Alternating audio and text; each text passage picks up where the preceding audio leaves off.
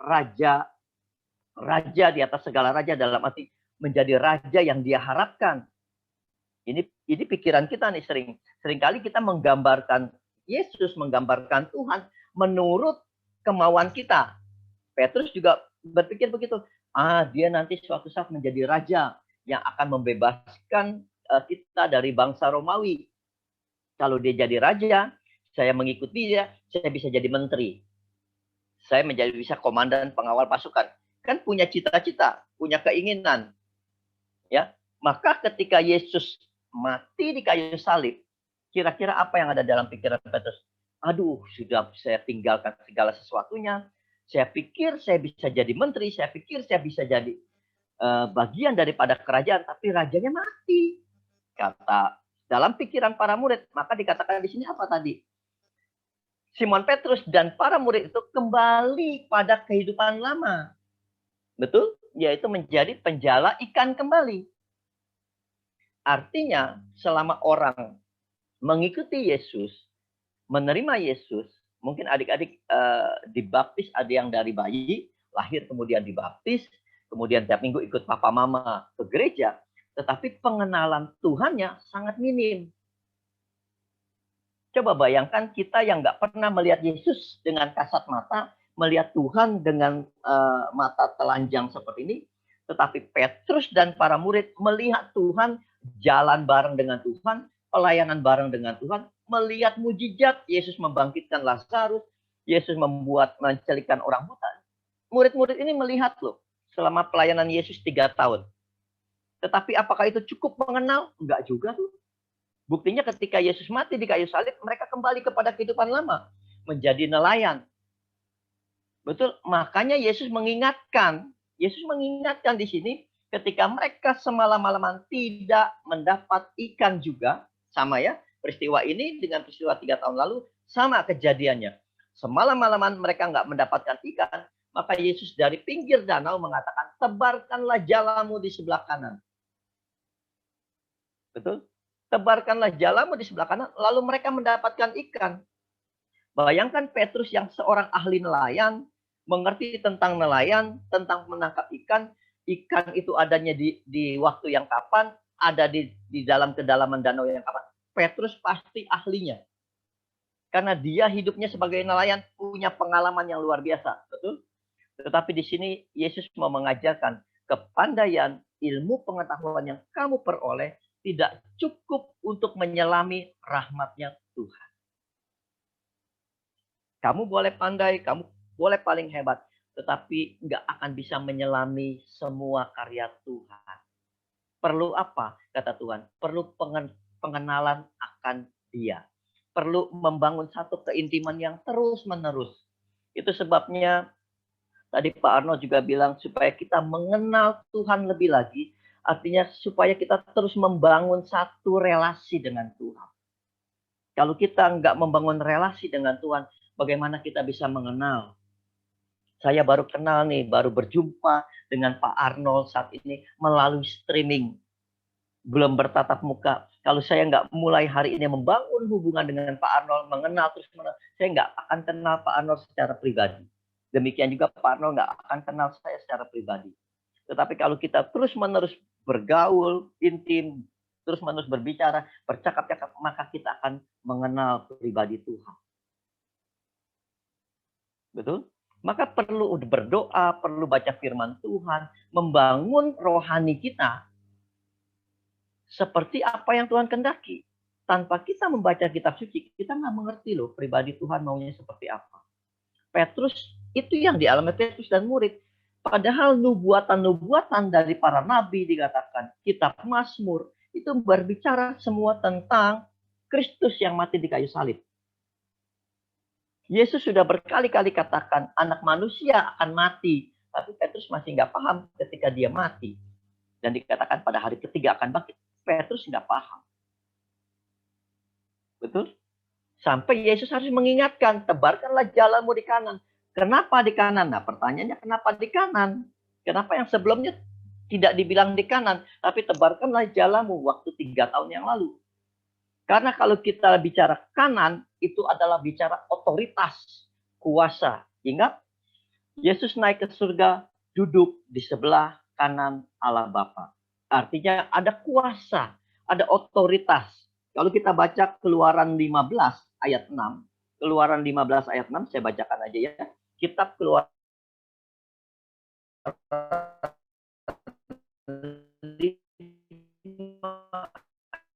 ayat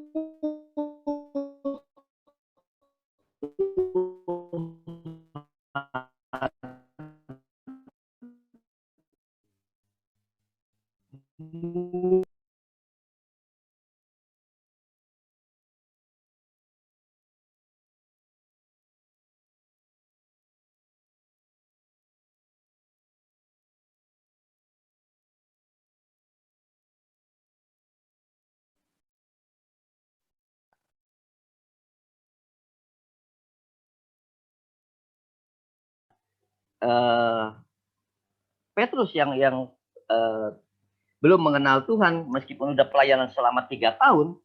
Nah, di situ Yesus mengingatkan bahwa kalau kita menebarkan jala di sebelah kanan, ada kuasa. Seharusnya ketika Petrus dipanggil untuk pelayanan, dipanggil untuk menjala manusia, dia harusnya menyadari kalau ada kuasa yang Yesus berikan kepada setiap kita.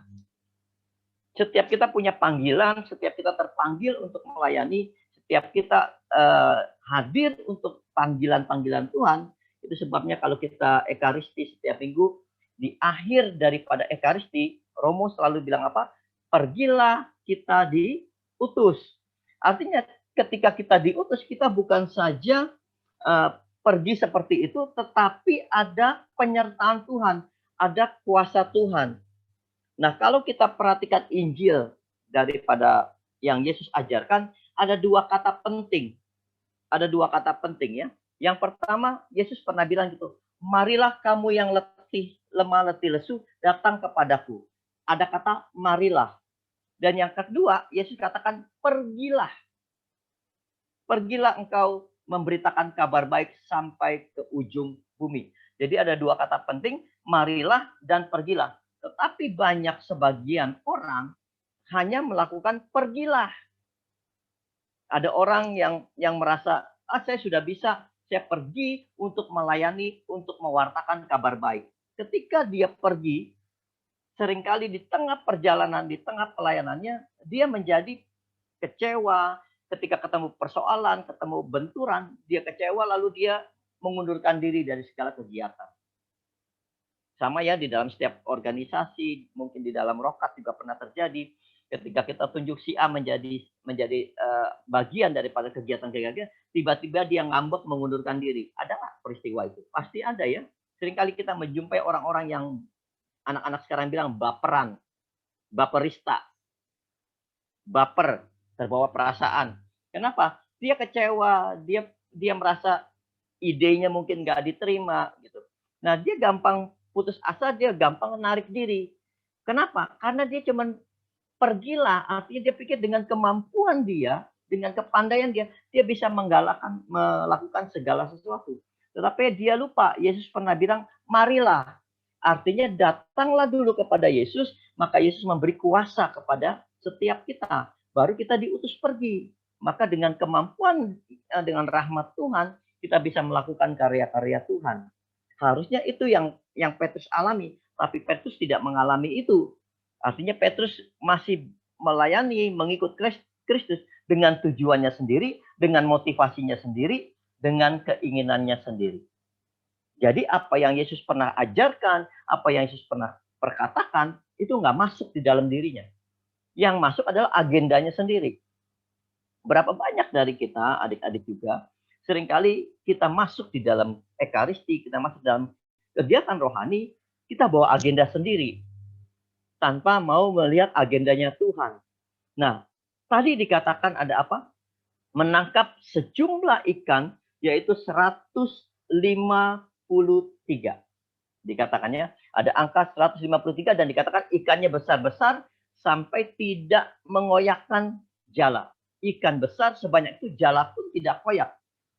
Artinya berkat Tuhan yang kita terima, kalau kita menerima dengan penuh ucapan syukur, jala kita tidak koyak. Artinya kita akan terus-menerus bisa menerima berkat Tuhan. Nah, apa makna yang mau Tuhan sampaikan dari angka 153? Sebetulnya Petrus sedang diajarkan kembali nih sama Yesus. Ketika dia mendapatkan ikan, ikannya jumlahnya 153. Itu ada pengajaran. Nah, kalau kita membaca kitab suci ini sampai sebatas pemahaman dari orang-orang Yunani, bahasa Yunani, maka angka 153 selesai. Tidak ada makna. 153. Tetapi kita bersyukur Tuhan memakai bahasa Ibrani. Yaitu kita tahu ada Ibrani, ada kata bet, itu artinya 2, nun artinya 50, yod artinya 10, he artinya 5, alef artinya 1, lamet artinya 30, mem artinya 40. Jadi bahasa-bahasa Ibrani baik angka maupun letter tulisan itu punya makna, disebutnya angka gematria. Ya, kalau mau belajar dalam bahasa Ibrani, angka-angka itu angka gematria. Nah, angka 153 membentuk kata Ibrani yang artinya Beniha Elohim. Beniha Elohim. Kita sering melihat di jubah Romo atau sekolah Romo suka ada gambar ikan. Betul? Tahu ya, kalau kita perhatikan jubah Romo itu suka ada gambar ikannya. Nah, itu artinya Beniha Elohim, yang artinya adalah Yeshua Hamashiach. Bahwa Yesus itu bukan putra Allah, tapi dia sendirilah Allah. Betul ya? Yesus itulah Tuhan.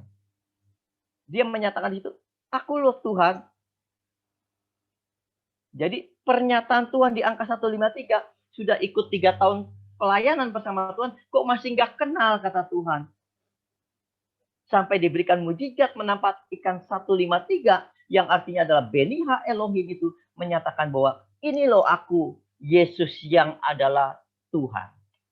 Dia 100% manusia, dia 100% Tuhan. Maka dinyatakan itu. Barulah Petrus mengenal nih. Baru Petrus menyadari, para murid menyadari bahwa itulah Tuhan. Perhatikan angka 153 ini angka ajaib. Ya. Ketika Yesus disalib, itu hari ke-14, Paskah, hari ke-14. Ya. Hari ke-14 Yesus disalib. Berarti Yesus bangkit hari keberapa? 17. Betul? Kan 3 hari kan? 3 hari kemudian Yesus bangkit. Hari 17. Angka 17. Perhatikan ya. Sekarang jumlahkan. 1 tambah 2 tambah 3 tambah 4 tambah 5 tambah 6 tambah 7 sampai tambah 17 akhirnya. Jumlahnya berapa? 153. Nanti iseng aja jumlah ini. 1 tambah 2, pokoknya angka 1 sampai 17 dijumlahkan. Itu menggambarkan jumlahnya 153.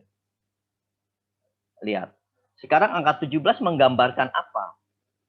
Angka 17 itu menggambarkan Taurat atau Torah. Yaitu 10 perintah Tuhan. 10. Tujuhnya apa? Tujuhnya adalah kesempurnaan. Ya. Jadi 17, 10-nya Torah, 7-nya kesempurnaan. Kenapa kesempurnaan? Orang bisa dinyatakan sempurna kalau orang itu bisa menundukkan dirinya sendiri.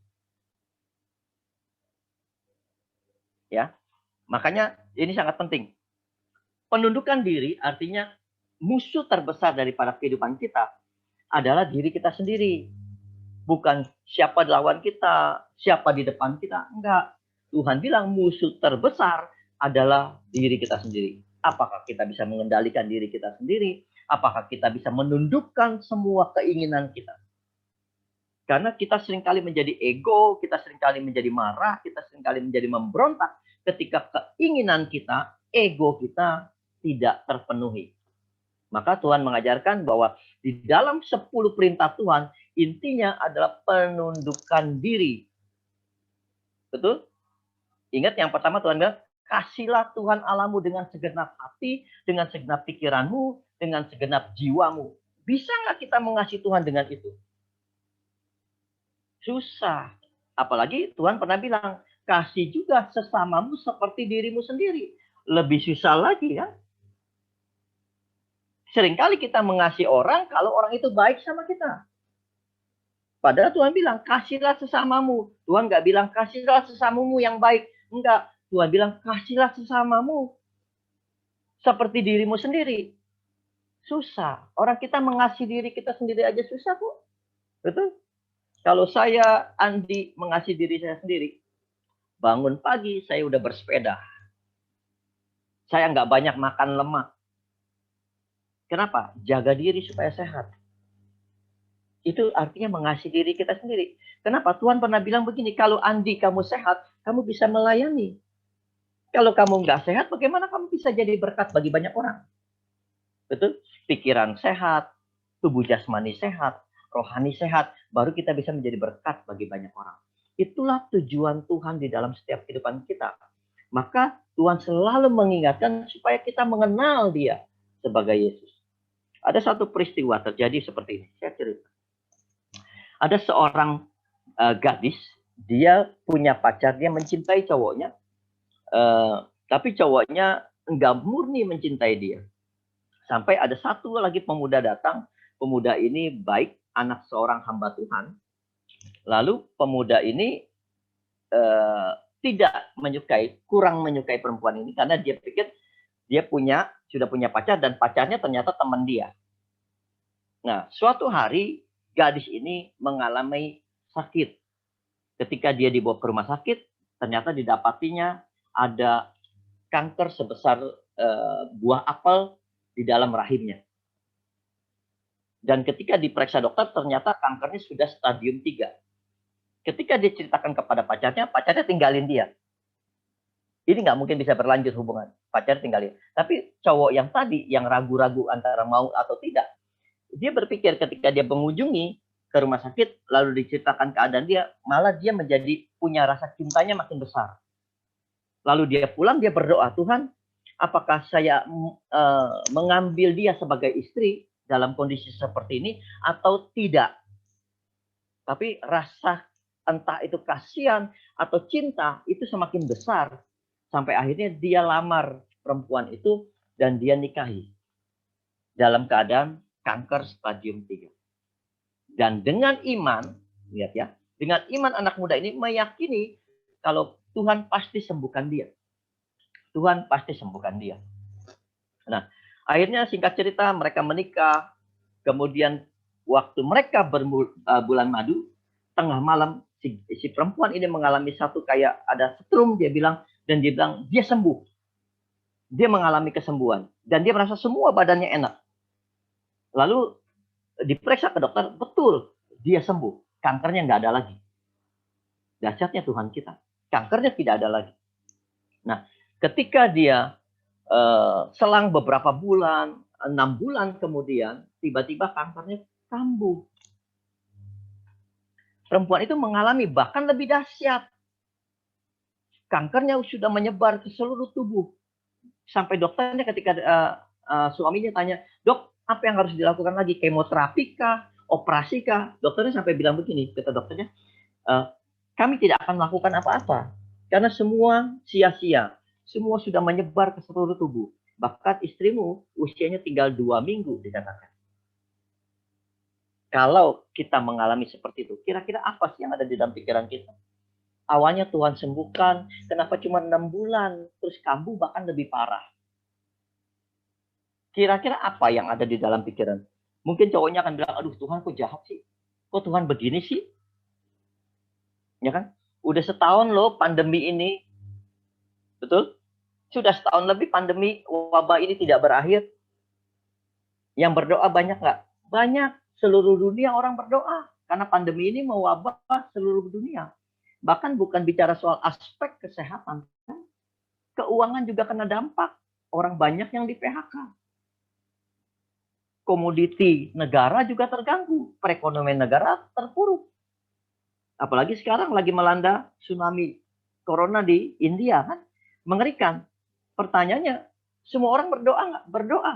Bahkan Paus, gembala gereja kita, berdoa. Tapi apa yang kita alami, apa yang kita lihat? Sepertinya, tanda kutip, sepertinya Tuhan diam-diam saja. Nggak banyak yang Tuhan buat, betul? Kira-kira apa yang ada di dalam pikiran kita kalau kita tidak mengenal Dia secara pribadi? Bayangkan. Maka kita akan keluar, Tuhan sebetulnya ada nggak ya? Kok Tuhan tega ya? Kok Tuhan begini? Ingat pesan saya, jangan pernah menaruh curiga apa-apa kepada Tuhan. Percaya saja dengan karyanya. Saya menyingkapi peristiwa ini, saya percaya ada kebaikan Tuhan yang dirancangkan atas setiap pribadi kita. Coba bayangkan, 1 tahun kita, adik-adik, sekolah di rumah. Betul? Nggak bertatap muka, bahkan makanya saya bilang anak kelas 1 lebih kasihan. Masuk sekolah, punya teman tapi nggak pernah ketemu. Ya kan? Punya seragam, jarang dipakai pasti kan? Nggak setiap hari pakai seragam kan kalau ini. Bahkan jangan-jangan belum pernah injak sekolahannya. Ya kan? Jadi ada pengalaman-pengalaman kok kesannya tidak enak ya. Kok hidup gini amat gitu ya. Sama ketika kita mau ibadah ke gereja, awal-awalnya kan nggak boleh. Sebelum sekarang ada offline, tapi masih terbatas juga kan. Kok seperti ini mau ibadah pun di rumah. Coba perhatikan, coba direnungkan. Kenapa Tuhan mau semua di rumah?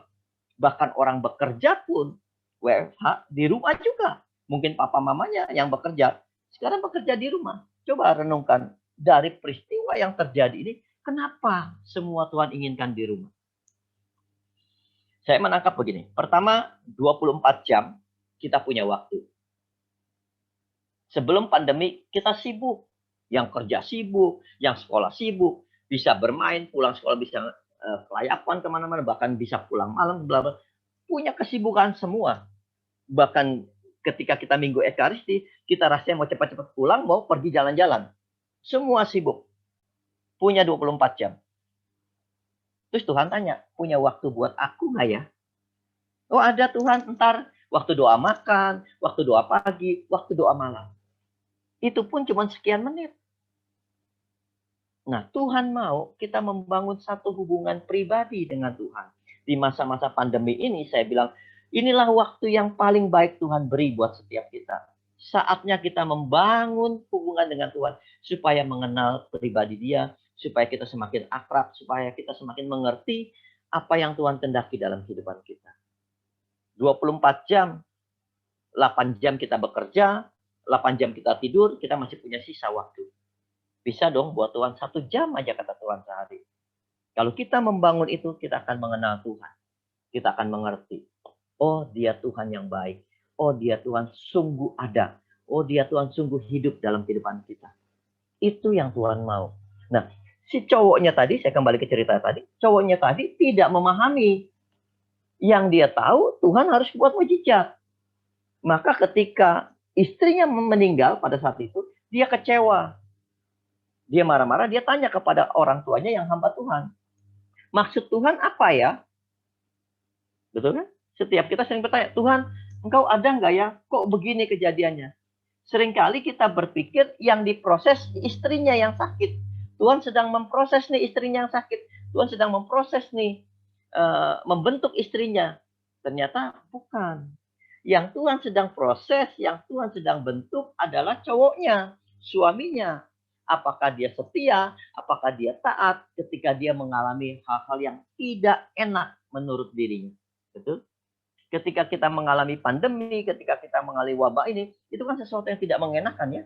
Aduh, nggak enak banget nih hidup seperti ini, seperti terkurung di rumah gitu kan. Nah, sebetulnya Tuhan sedang membentuk kita, memproses kita menjadi pribadi-pribadi yang tangguh. Menjadi pribadi-pribadi yang mengenal Tuhan, menjadi pribadi yang taat dan setia kepada Tuhan. Ketika Petrus melihat Yesus disalib, ketika Petrus melihat Yesus didera, seharusnya dia menyadari. Ya kan? Kita tahu Petrus itu adalah murid yang arogan, murid yang merasa paling terdepan. Betul dia mengasihi. Maka Yesus tanya, apakah engkau mengasihi aku? Sampai 3 kali. Yesus tanya, ingat ya, lanjutan kisah tadi. Yesus tanya, apakah engkau mengasihi aku? Sampai 3 kali Yesus tanya. Sebetulnya Petrus mengasihi, sangat mengasihi kalau saya bilang. Itu sebabnya, dari sekian murid, 12 murid, hanya Petrus yang mengikuti Yesus ketika disalib. Jangan kita berpikir, Petrus tuh pengkhianat. Dia menyangkal Yesus ketika ayam berkokok. Jangan lihat itunya. Tapi lihat, dari semua murid, hanya dia yang mengikuti ketika Yesus ditangkap. Hanya dia yang mengulus pedang, yang memotong telinga prajurit. Saking dia punya cinta yang besar kepada Tuhan, dia bela loh. Walaupun caranya salah menurut Tuhan. Caranya salah.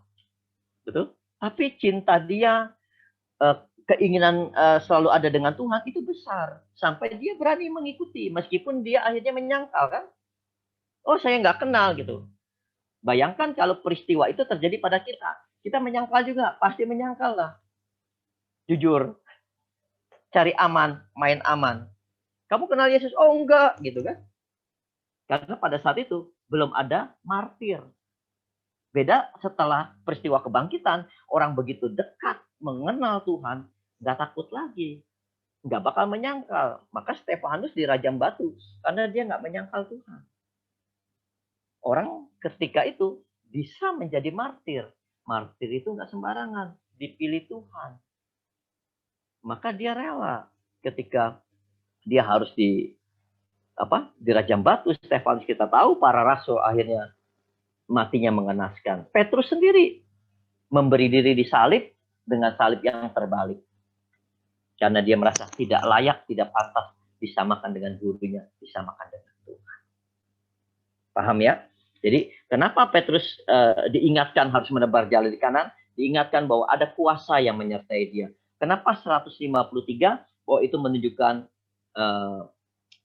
Allah, bahwa Yesus adalah Allah, Yesus adalah Tuhan. Jadi kalau kita masuk di dalam Ekaristi, kalau kita masuk di dalam persekutuan, kalau kita masuk di dalam perjumpaan seperti ini, ingat, ini bukan acara biasa, ini bukan sekedar kita bertemu, ini bukan sekedar mengisi kurikulum, tetapi ini adalah perjumpaan kita dengan Tuhan. Makanya harus dengan sungguh, harus dengan niat, dikatakan harus punya keinginan, punya kerinduan untuk berjumpa dengan Tuhan. Amin. Dapat sesuatu hari ini? Nangkep? Nanti kalau berjumpa saya lagi, saya akan tanya. Dapat? Boleh angkat jempol yang mendapatkan sesuatu? Atau kalau ada yang mau dipertanyakan, boleh. Saya buka pertanyaan kalau mau ada yang dipertanyakan. Jujur, saya senang ketika adik-adik atau generasi itu mau mengalami Tuhan, mau berjumpa Tuhan, mau tahu lebih dalam lagi tentang Tuhan. Saya membangun komunitas, mungkin sebagian tahu. Saya membangun komunitas namanya New Beginning in Christ. Ya, itu diresmikan oleh Romo sendiri. Saya bangun itu tujuannya awalnya memang untuk generasi. Saya sering mengadakan KRK, Kebangunan Rohani Anak. Itu anak-anak SD, Antonius. Kalau pernah lihat di YouTube saya, itu ada anak-anak 139 ketika dia mengalami Tuhan di dalam KRK itu. Dia nangis, dia bisa tulis beberapa keinginan. Jadi saya mengetahui banyak, jangan dilihat anak-anak itu kelihatan ceria segala macam. Orang tua mungkin taunya anak-anak pergi sekolah. Tapi kalau saya melihat tulisan dan betapa mirisnya, mereka merindukan kasih sayang, mereka merindukan perhatian lebih, bukan sekedar jajan, bukan sekedar apa yang orang tua cukupkan, tapi dia butuh kasih sayang yang utuh dari orang tua. Itu bisa didapat dari kegiatan-kegiatan seperti ini. Ada yang mau ditanya? Aurel mungkin boleh dibuka kalau ada yang mau tanya. Enggak ada? Kalau enggak ada, mari kita tundukkan kepala, kita siapkan hati. Berapa banyak dari adik-adik ini yang punya kerinduan untuk Tuhan bersemayam di hatinya. Mari kita tundukkan kepala, kita siapkan hati, kita buka hati kita. Kita buat tanda kemenangan Kristus dalam nama Bapa dan Putra dan Roh Kudus. Allah Bapa yang baik, puji dan syukur Tuhan untuk rahmat dan anugerah-Mu pada pagi hari ini. Kalau kami boleh berkumpul, kami boleh menyapa satu sama lain. Tetapi ada satu hal yang kami terima pagi hari ini Tuhan, yaitu kebaikan-Mu yang Engkau mau datang, Engkau mau hadir dalam setiap kehidupan kami, menyapa kami secara pribadi. Kami tahu Tuhan, firman yang Engkau telah tabur, pengajaran yang Engkau telah berikan, itu boleh Engkau taruh satu kata Tuhan di dalam setiap hati kita, agar itu membangkitkan setiap pribadi anak-anak-Mu ini Tuhan, untuk mengenal Engkau, memahami Engkau, mengerti akan setiap kehendak-Mu di dalam setiap kehidupan kami. Terima kasih Tuhan untuk anak-anak-Mu ini Tuhan, biar Tuhan boleh pakai mereka seturut apa yang Tuhan kehendaki di dalam setiap kehidupan mereka, terutama untuk setiap keluarga mereka Tuhan. Kau pakai anak-anak ini menjadi terang di tengah keluarga mereka, yang memberkati orang tua mereka, adik mereka, kakak mereka. Biar Tuhan pakai setiap pribadi anak-anak-Mu ini Tuhan. Terima kasih ya Tuhan, Engkau telah memberikan mereka kesehatan. Terima kasih Tuhan, Engkau telah memberikan waktu pada pagi hari ini untuk kami menikmati kebersamaan dengan-Mu Tuhan. Berkati studi mereka Tuhan. Berkati setiap pergumulan mereka, keinginan mereka, cita-cita mereka, masa depan mereka. Kami serahkan ke dalam tangan Tuhan. Biar Engkau sendiri yang merenda setiap kehidupan mereka. Sampai mereka dapat mengenali setiap panggilan mereka masing-masing. Berkati juga para guru yang menjadi pendamping di dalam studi mereka di sekolah Tuhan. Kau berkati karya mereka, Kau berkati setiap apapun yang mereka berikan kepada anak-anak didik mereka Tuhan, agar itu menghasilkan buah yang manis, seperti yang Engkau kehendaki atas setiap kehidupan mereka. Kau juga berkati setiap akal budi kepandaian yang Kau berikan kepada setiap anak-anak-Mu ini Tuhan, apapun yang mereka terima, kami percaya itu talenta yang siap mereka kembangkan untuk menjadi berkat bagi keluarga, menjadi berkat bagi lingkungan, menjadi berkat bagi paroki, bahkan menjadi berkat bagi bangsa. Terima kasih Tuhan, kami juga berdoa Tuhan untuk setiap guru, untuk setiap anak-anak, untuk setiap orang tua, agar Tuhan sertai mereka, Tuhan berikan kesehatan kepada mereka, jauhkan mereka dari segala sakit penyakit, jauhkan mereka dari segala virus corona, dan bebaskan mereka dari segala keterikatan apapun itu Tuhan. Dan kami juga berdoa untuk bangsa kami, bangsa Indonesia Tuhan. Kami rindu bangsa ini terbebas dari wabah. Kami rindu Tuhan untuk pemerintahan ini dapat membangun bangsa kami lebih baik lagi Tuhan. Untuk perekonomian keadaan bangsa kami saat ini Tuhan, kami rindu Tuhan campur tangan untuk dapat membangun bangsa kami menjadi bangsa yang memberkati bangsa-bangsa. Terima kasih ya Tuhan, Engkau juga berkati pemimpin gereja kami, Paus Fransiskus dan seluruh Romo yang menjadi gembala di paroki kami masing-masing. Tuhan berkati agar karya-karya mereka sungguh memberkati bagi setiap umat-Mu. Terima kasih ya Tuhan, kami serahkan seluruh kehidupan kami serahkan seluruh masa depan kami serahkan acara kami selanjutnya ke dalam tangan pemeliharaan-Mu yang sempurna atas setiap kami. Terima kasih Tuhan, teduhkan hati kami, agar setiap kami boleh mengalami kasih Tuhan. Nah adik-adik, mari naikkan doa pribadimu untuk beberapa menit ke depan. Apa yang ingin kau sampaikan kepada Tuhan saat ini? Tuhan hadir, ada bersamamu. Mari kita berdoa.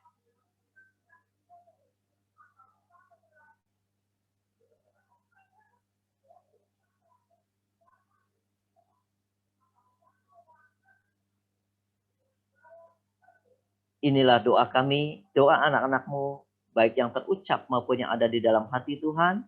Biarlah kami percaya Engkau pasti mendengar setiap doa kami. Marilah kita mohon. Kabulkanlah doa kami, ya Tuhan. Kemuliaan kepada Allah Bapa, Allah Putra, dan Allah Roh Kudus, seperti pada permulaan, sekarang, selalu, dan sepanjang segala abad. Amin. Bunda Maria, Bunda Kristus, Engkau Bunda gereja kami. Naikkanlah setiap doa-doa permohonan kami kepada putra-Mu, dan terimalah salam dan hormat kami kepadamu. Salam Maria, penuh rahmat Tuhan sertamu. Terpujilah Engkau di antara wanita, dan terpujilah buah tubuhmu Yesus. Santa Maria Bunda Allah, doakanlah kami yang berdosa ini, sekarang dan waktu kami mati. Amin. Dalam nama Bapa dan Putra dan Roh Kudus. Amin. Terima kasih adik-adik, saya kembalikan kepada Aurel. Silakan dilanjut. Terima kasih Kak Indi. Sebelum kita menutup kegiatan ini, kita akan nyanyikan lagu Allah Sanggup.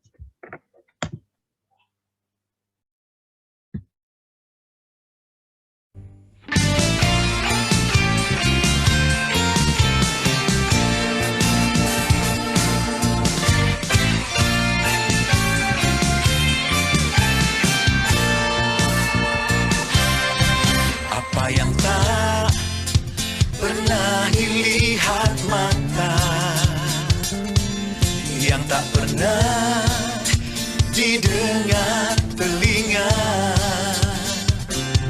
yang tak pernah timbul di dalam hati, semua disediakan bagi yang mengasihi Dia. Apa yang tak pernah dilihat mata, yang tak pernah didengar telinga, yang tak pernah timbul di dalam hati, semua disediakan bagi yang mengasihi Dia. Allah sanggup melakukan segala perkara, dulu, sekarang, dan selamanya. Kuasanya tidak berubah. Allah sanggup melakukan segala perkara, dulu, sekarang, dan selamanya. Kuasanya tak berubah.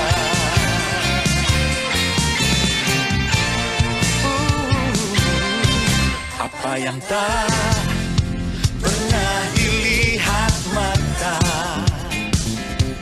yang tak pernah didengar telinga,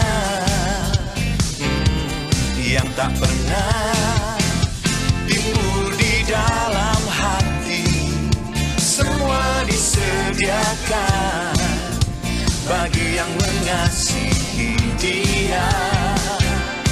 Allah sanggup melakukan segala perkara, dulu, sekarang, dan selamanya. Kuasanya tidak berubah.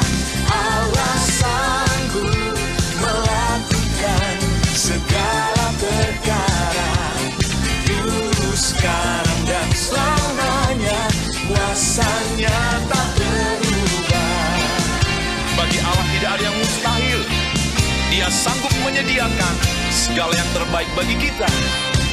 Allah sanggup melakukan segala perkara, dulu, sekarang, dan selamanya.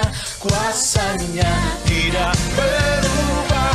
Allah sanggup melakukan segala perkara, dulu, sekarang, dan selamanya. Kuasanya tak berubah. Oh, Allah sanggup melakukan segala perkara, dulu, sekarang, dan selamanya. Kuasanya tidak berubah. Allah sanggup melakukan segala perkara, dulu, sekarang, dan selamanya. Kuasanya tak berubah.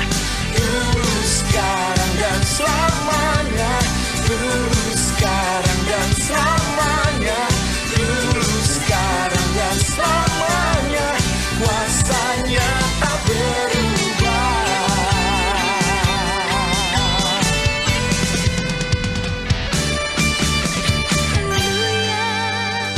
Haleluya.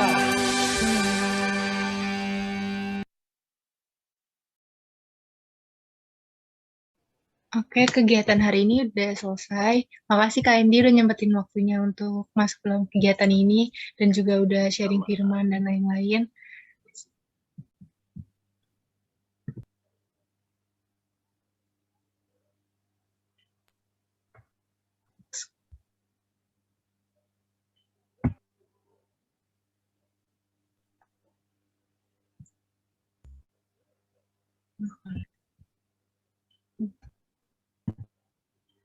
Apa saya sudah boleh pamit? Oh iya Kak, ya semuanya sekarang udah boleh langsung keluar ya. Makasih Kak Endi. Oke. Makasih Kak Endi. Terima kasih semuanya. Makasih, Tuhan Kak Yesus Endi. berkati. Makasih, Kak Pak Endi. Arno, Tuhan Yesus Tuhan berkati Kak. Sampai